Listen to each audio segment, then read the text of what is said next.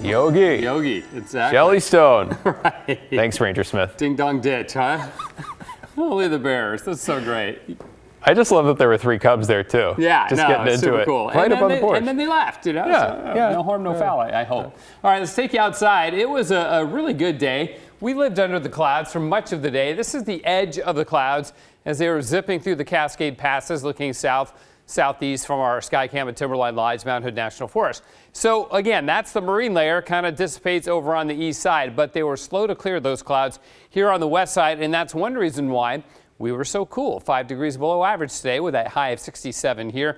East side a little warmer, 77 in Burns, the hot spot of the state, but the west side cool, 50s and 60s. Nobody really warmed up into the 70s till you get down around Medford and out towards Pendleton. Okay, we're about to close the weather books, or the record books, on the month of May 2023 in roughly 40 minutes, and already several records were broken this month in Portland. Warmest month on record, looking at our average high temperature, and that's about 4.5 degrees above the average. So it was not just broken, but it was broken by a lot. Record 25 days with no rain, and a record 16 days in a row with no rain, including today, which is just amazing. Some other records for you. As I recall, we had 5 90-degree days this month.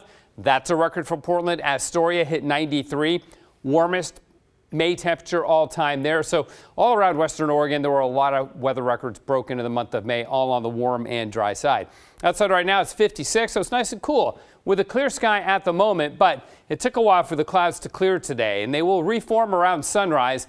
But then once they clear tomorrow, and that'll be a faster process than what we had today, we will be in the clear for several days to come. So here's what tomorrow looks like: 64 by noontime, and they'll make it into the 70s tomorrow, about 73, and we'll at least be in the 70s for several days to come. Now, we look at the satellite imagery. There's cold weather here. There is warmer weather over the mountain west and back east, and we're kind of right in the middle here at the moment, which is a good place to be.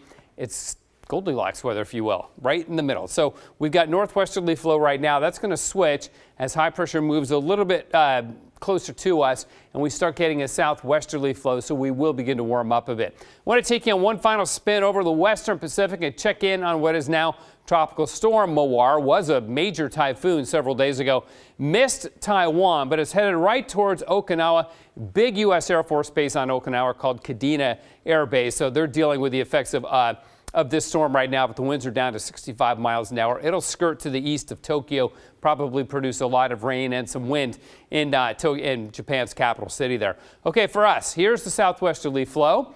Stays with us for a while. There's a warm up on Tuesday into the 90s, but I think only for a day. Back into the 80s after that, and maybe some mountain thunderstorms next week, although that is far from certain. What is certain is it's been a really dry spring up in the northeast, including down east Canada. And you know about the wildfires up in Nova Scotia. Here's an image from the International Space Station of the big one. This is not near Halifax, but this is a big one in southwestern Nova Scotia there. And look at the smoke cruising across Connecticut, Massachusetts, Rhode Island, and New York City from that wildfire up in Nova Scotia. Pretty amazing. We're 56 right now, freezing level 7,600 feet. If you go to the coast tomorrow, enjoy it. It's going to be great. Morning clouds and then sun. Same thing for the valleys. Cascades will be clear. Eastern Oregon will be clear. In Portland, morning clouds, then becoming sunny and up to about 73. Then we go 77 on Friday. Saturday, the Starlight Parade Saturday night. Couldn't ask for a better day. High at 81. Cooling off in the evening. More sunshine on Sunday, Monday, Tuesday, and Wednesday, with the temperature spiking a bit on Tuesday. But only 91. We had hotter days in the month of May, so it's really not too bad. We did, one and done, and not a drop of rain either. It's pretty amazing for the first week of June. Really, no June gloom. I'll say. Yeah. Thanks, Matt.